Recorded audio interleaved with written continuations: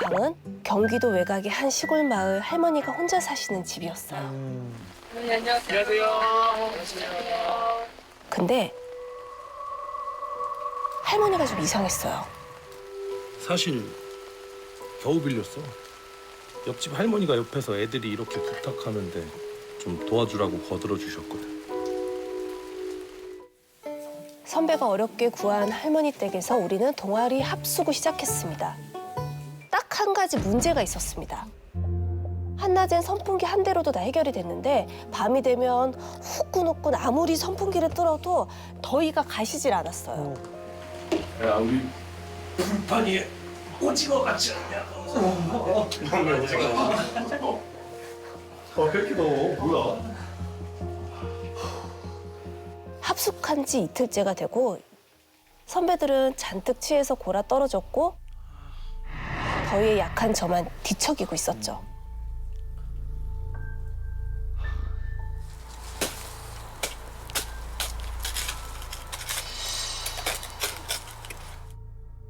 밖에서 이상한 소리가 나는 거예요. 머리는 산발에 뭐에 홀린 듯이 삽질만 계속 하시더라고요. 괜히 스산한 기운에 주위를 이렇게 둘러봤는데 타고 남은 연탄재였어요. 할머니, 한여름에 웬 연탄이에요? 아무리 여쭈어도 할머니는 절 쳐다보지도 않으셨어요. 한참 삽질을 하시다가 다급히 아궁이에 있던 연탄을 빼고 다시 활활 불이 붙은 새 연탄을 그 안에 또 넣으셨어요.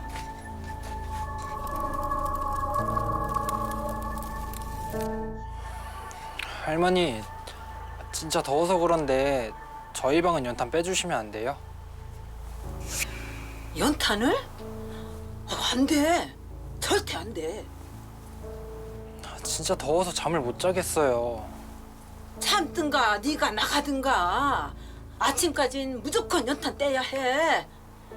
연탄을 떼야 해. 연탄을. 아침까지만 뗀다고 하시니 제가 참아야죠 뭐. 어쩔 수 없잖아요. 다음 날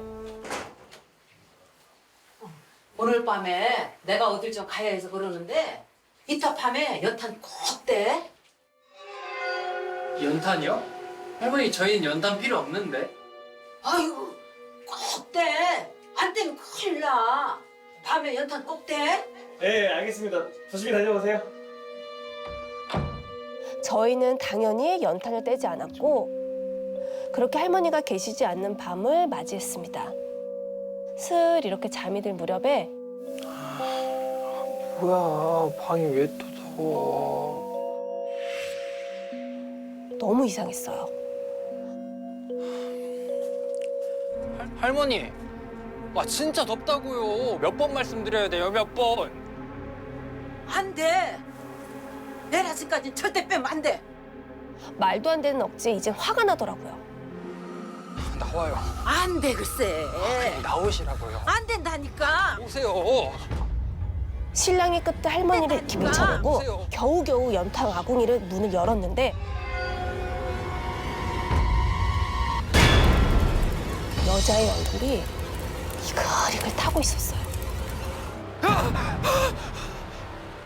할머니! 할머니! 할머니! 할머니가 아니라 연탄 위에 있던 그 여자였어요.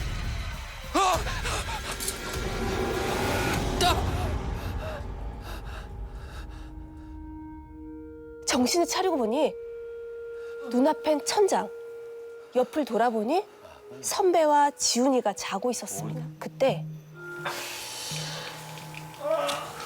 신음소리를 내는 거예요. 손 그림자 같은 게 아른아른 거리는 거예요. 그림자가 점점 앞으로 뻗어나오기 시작했어요. 머리, 어깨. 선배 위 천장에서 사람 그림자가 기어나오고 있는 거예요. 누구 그림자지? 깜짝 놀라서 방 안을 막 이렇게 둘러봤는데 누워있는 저희 셋 말고는 아무도 없었어요. 다시 조심스럽게 이렇게 천장을 봤더니 지훈이 위에 있었고 이젠 지훈이가 사지를 비틀면서 고통스러워하기 시작했어요. 그림자는 후공에서 그저 지훈이를 내려다보고만 있었어요. 그림자 얼굴이 바뀌기 시작했습니다. 그건 조금 전까지 꿈에서 본 타들어가는 그 여자의 얼굴이었어요.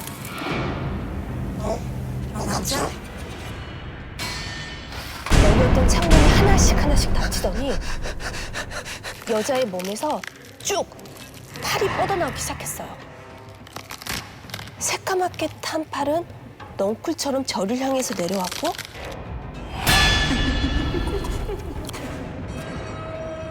소나기에서 빠져나오려고 애쓰면 쓸수록 목은 점점 더 저를 조여왔어요. 벗어나 보려고 죽은 힘을 다해서 발버둥을 쳤지만 발버둥을 치면 칠수록 제 사진은 다 타들어가는 느낌이었어요. 여자의 소나기에선 어떻게 해도 벗어날 수 없구나. 곧 죽겠다 싶은 생각이 들 무렵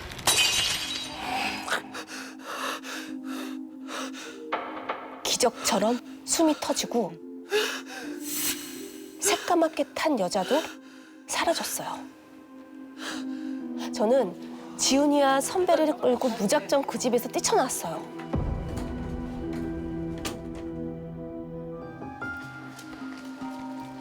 귀신. 우리가 연탄 안 떼서 나타난 거 아니야? 말이 돼? 그 길로 각자의 집으로 돌아갔습니다. 저기 멀리서 엄마가 저를 향해서 막 뛰어오는 거예요. 골목 여기저기를 살피더니 제 손을 꼭 붙잡고 집으로 들어가셨어요. 지난밤 엄마는 꿈에서 안개가 자욱한 공터에 있었대요. 공터엔 다른 사람들도 여럿이 모여 있었는데 사람들이 원을 그리면서 돌고 있었대요. 엄마가 한 걸음 한 걸음 다가가 봤더니 살아있는 사냥의 머리를 뚝 떼어다 붙여놓은 듯 했대요.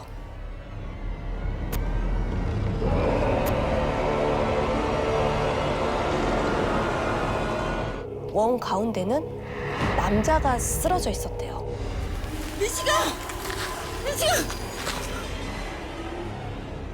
저였던 거예요. 엄마가 아무리 애를 써도 도저히 저한테 갈 수가 없었다고 해요. 그렇게 얼마가 지났을까 지쳐 쓰러진 엄마의 눈에 동아줄 하나가 보였대요. 바닥에 있는 동아줄을 따라 천천히 이렇게 올려다 봤더니 온몸이 새까맣게 그을린 여자가 제 앞에 서서 뚫어져라 쳐다보고 있었대요. 여자는 아주 끔찍한 웃음소리를 내면서 한 바퀴, 두 바퀴 천천히 새까맣게 탄 자기 손을 이렇게 동아줄을 감기 시작했다고 해요. 동아줄을 한 바퀴씩 감을 때마다 쓰러져 있던 저는 사지를 비틀며 점점 더 고통스러워했대요. 마지막으로 정말 죽음의 힘을 다해서 새까맣게 탄 여자를 향해 뛰어들었대요.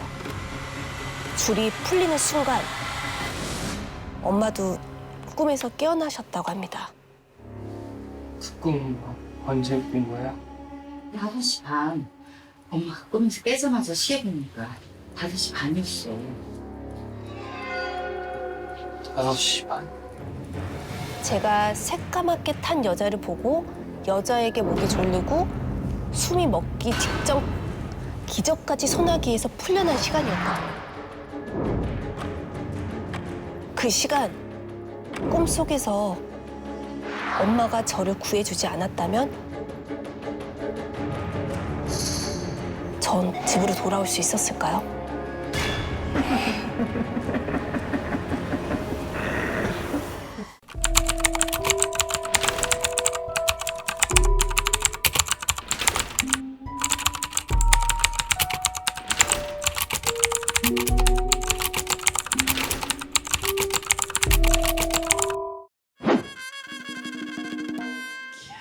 방에서 몰래 혼술을 하고 있었어요.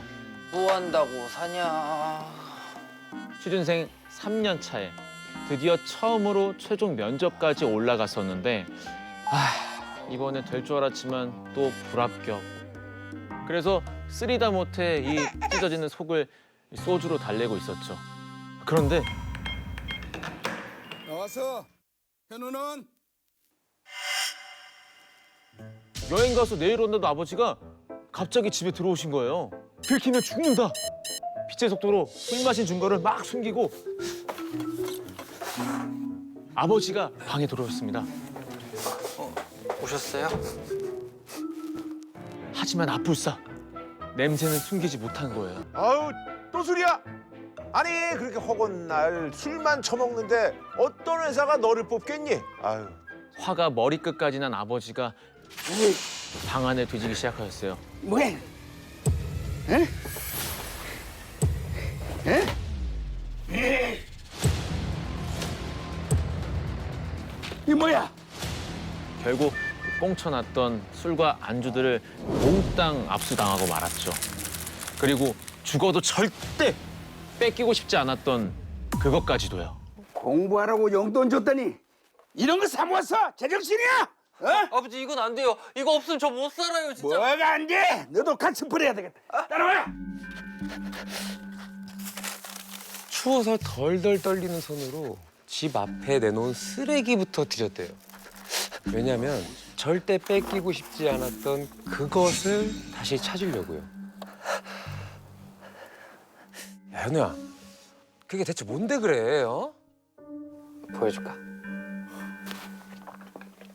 작은 나무 상자를 조심조심 꺼내더라고요. 아니, 아버지가 버렸는데 다행히도 진짜 하나도 안 깨진 거 아니에요. 짜잔. 뚜껑을 열자 녹색 술잔 5개가 특이한 게 빛깔이 굉장히 오묘하고요. 딱 봐도 이게 뭔가 오래되고 비싸 보이는 물건이었어요. 얼마 전에 시장에서 득템했거든. 진짜 예쁘지 않냐? 그리고는 이렇게 말했습니다. 여기에 술을 딱 따르잖아? 그러면 진짜 신기하게 취업 걱정도 아버지 잔소리도 싹 잊게 되더라고. 야, 술이나 마시자. 그래, 야, 한잔 하자. 첫 잔을 나눠 마신 그때부터 저는 정신이 몽롱해졌어요. 그리고 어느 순간 기억이 뚝 끊어져 버렸어요. 내가 지금 뭐 하고 있는 거지? 한 손엔 깨진 소주병이 들려 있는 거예요. 그리고 그걸 점점 제 반대편 손목에 갖다 대고 있었어요. 놀라서 당장 술병을 내려려 하는데 그때 등 뒤에서 여러 개의 손이 내려왔어요. 깨진 병을 쥔 제 손을 붙들고 억지로 끌어당기는 거예요.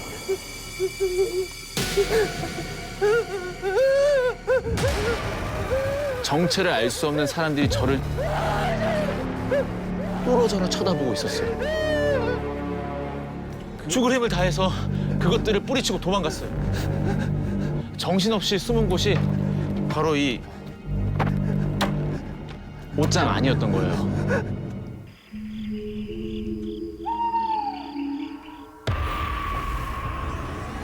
웬 낯선 사람들이 우울한 표정으로 현우를 노려보고 있었어요. 세상 모르고 곤히 잠들어 있었습니다. 무슨 좋은 꿈을 꾸는지 행복한 미소까지 지으면서 그때 충격적인 장면이 펼쳐졌습니다. 갑자기 창문을 확 열어젖히더니 그냥 그대로 뛰어내리는 거예요. 그리고 그 뒤를 이어서 하나도 창밖으로 몸을 던지기 시작하는 거예요. 어느새 남은 건 마지막 여자 하나. 그런데 창문이 아니라 잠든 현우 쪽으로 더 바짝 다가가는 거예요.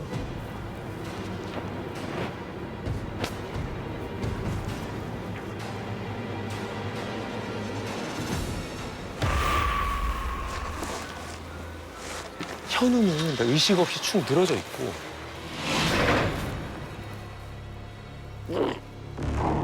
심장이라도 떨어질 것 같은 그 순간 현우의 양팔이 뒤로 이렇게 쭉 뻗어지는 거예요.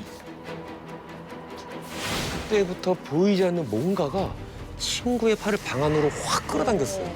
현아, 괜찮아? 너 진짜 죽을 뻔했어. 겁에 질린 정민이 표정을 보고서야 저는 상황을 깨달았습니다. 내가 또 죽을 뻔했구나. 하지만 좀처럼 실감이 나지 않았어요. 왜냐면요, 조금 전까지 너무 행복한 꿈을 꾸고 있었거든요. 호텔 침대에 이렇게 누워있는데 정말 몸이 날아갈 것처럼 가벼워지고요. 저를 짓누르고 있는 모든 근심, 걱정들로부터 확 해방되는 기분이었어요. 이대로 다 버리고 다 떠나고 싶다. 그리고 저도 모르는 사이 침대를 벗어나 저 창문으로 향하고 있었어요. 얼굴을 스치는 바람을 느끼며 이 창밖으로 몸을 던지려는 그때 야, 이 새끼야, 너 뭐해? 정신 안 차려? 그건 아버지의 목소리였어요. 그 목소리가 아니었다면 난 어떻게 됐을까? 정말 상상만 해도 너무 끔찍한 거예요. 그런데 제 바지 주머니 속에 이게 들어있는 거예요. 야, 이거 아무래도 이 술잔 이거 뭐 있는 것 같아. 저희는 불길한 기분에 날이 밝자마자 그 술잔을 봉투로 몇 겹이나 이렇게 꽁꽁 감싼 다음에 폐기물로 바로 버렸습니다. 안도한 것도 잠시. 문자 한 통을 확인하고 눈물을 펑펑 흘렸었는데요. 그건 아버지한테서 온 문자였습니다. 아들, 요즘 많이 힘들지? 혼내기만 해서 아빠가 미안하다. 날 추운데 얼른 집에 들어와.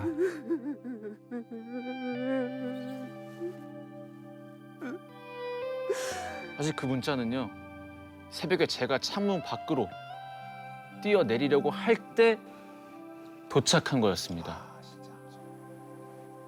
위험한 유혹으로부터 저를 지켜준 목소리. 그건 아들을 생각하는 아버지의 진심이 아니었을까요?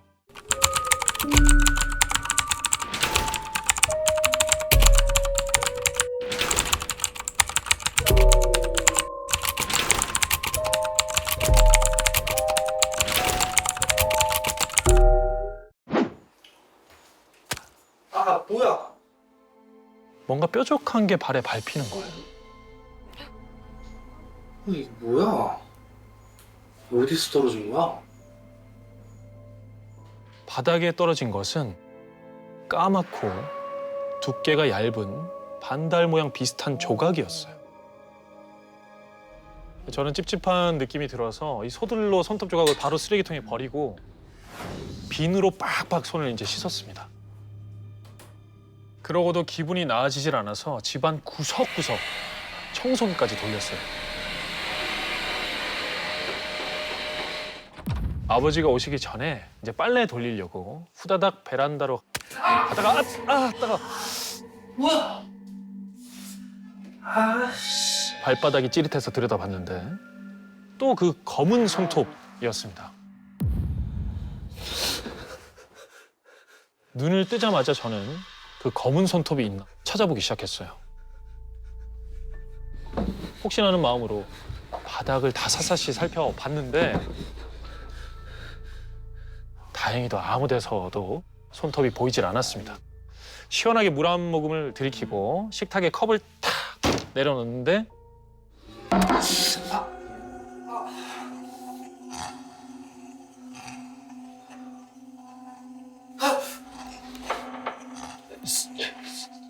왜 또 나온 거지? 이것 봐! 손톱 또 나왔다니까! 내가 뭐랬어! 우리 집에 CCTV라고 저희 아버지가 온몸에 피가 나도록 손톱으로 팍팍 몸을 긁고 계셔. 아빠 하지 마. 왜 그래? 아버지는 아빠 하지 마. 간지러워서 도저히 못 참겠다면서 쉴 새 없이 몸을 막 계속 긁으셨어요. 아빠 하지 말라니까. 아빠! 하루가 다르게 아버지의 간지럼증은 계속 심해져만 갔습니다. 막 피부가 막 척척 갈라지고 막 그 사이로 누런 진물과 피 덩이들이 막 범벅이 돼서 흘러나올 정도로 막 긁으셨어요. 아들로서는 그 모습을 계속 이유도 모른 채 옆에서 지켜봐야 된다는 게 너무나 괴로운 일이었고요. 4일째 아침에는 검은 손톱을 보기만 해도 막 온몸이 떨렸고요. 5일째 청소 업체까지 불러서 깨끗하게 다 청소를 했지만 진짜 저를 놀리는 듯 구석에서 또 나타났고요. 6일째 하다 안 돼서 경찰에 신고까지 했습니다. 근데 경찰은 저를 오히려 더 이상한 사람 취급을 했고요. 7일째를 맞이할 때는 아침에 눈을 뜨기가 좀 무서웠어요. 어느덧 8개의 손톱을 버리고 9일째 아침. 어딨니? 그만 나오라고! 없네. 손톱이 이제 없네. 누가 현관문을 다급하게 두드리는 거예요. 문을 열자 저의 고등학교 친구인데 승철이가 숨을 가쁘게 몰아쉬고 있었습니다. 너네 아버지 어디 있으셔? 어? 괜찮으셔? 그 손톱들 다 어쨌어? 그걸 네가 어떻게 알아? 집 밖으로 막 끌고 나왔습니다. 너 내 말 똑바로 들어. 어? 너 지금 내 말 안 들으면 너네 아빠 죽어 알겠어? 아이씨, 우리 아빠가 왜 죽어? 그러니까 지금 당장 검은 손톱을 찾아야 된다고. 어? 그리고 저기 보이는 절 있지? 저기다 갖다 버리면 돼 알겠지? 반드시 지켜야 할 당부까지 곁들이면서 검은 손톱을 찾으면 절대 누구에게도 보여주지 말 것. 저는 아버지의 얼굴을 떠올리면서 미친 사람처럼 집으로 바로 뛰어 들어갔습니다. 어디 있는 거야? 아무리 찾아도 손톱은 코빼기도 나타나질 않았어요. 저는 힘겹게 다시 몸을 움직였어요.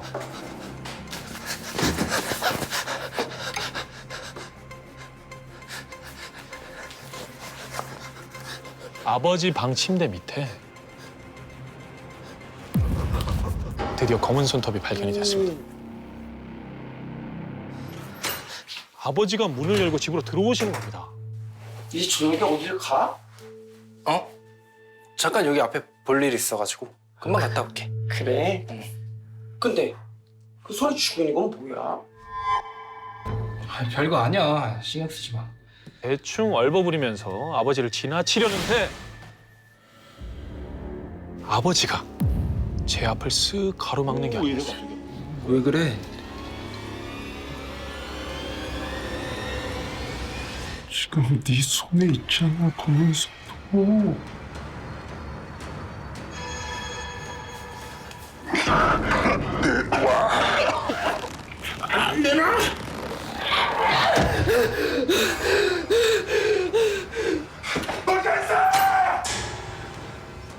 그렇게 후들거리는 다리로 몇 분을 더 달려서 집 근처 절에 도착을 했고요.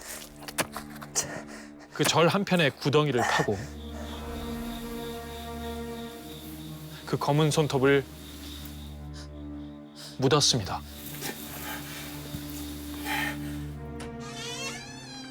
방을 열어보니까 아버지는 아무 일도 없었던 것처럼 곤히 주무시고 계셨습니다. 흉터로 가득했던 피부도 보니까 말끔하게 나아 있었고요. 손톱을 버리고 온 게 효과가 있다는 걸 확인이 되니까 그제서야 마음이 좀 놓이더라고요. 그때 친구 승철이한테서 전화가 걸려왔어요. 여보세요? 친구 승철이는 오늘 낮에 잠깐 잠이 들었었는데 소리를 따라가 보니까 상갓집 앞에서 제가 펑펑 울고 있었다는 겁니다.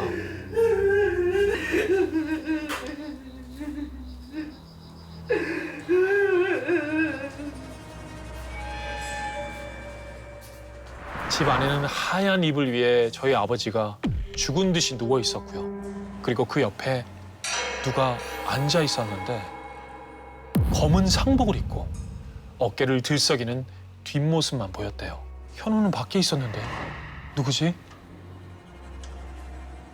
친구 승철이는 누군지 확인하려고 그의 어깨를 살짝 두드렸대요. 그런데 친구를 향해 뒤돌아본 것은 사람이 아니라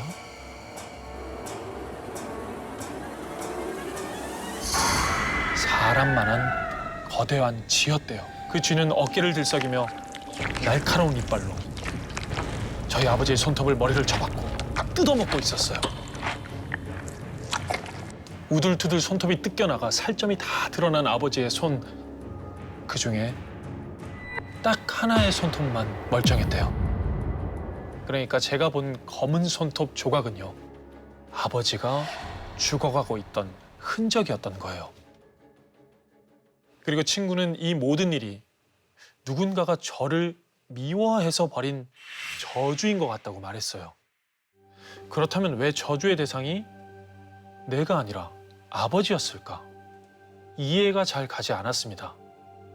그런데 곰곰이 생각할수록 알겠더라고요. 가장 소중한 사람을 앗아가는 것이 제가 다치고 제 생명을 빼앗아가는 것보다 더 고통스러운 저주라는 것을요.